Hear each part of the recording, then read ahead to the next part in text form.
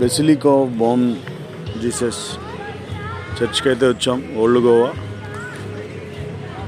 ఇది సౌత్ గోవా అంటారు దీన్ని. చర్చ్ అయితే ఎక్సలెంట్ ఉంది, చాలా పెద్ద చర్చ్. వీకెండ్ కాబట్టి క్రౌడ్ కూడా చాలా ఉంది.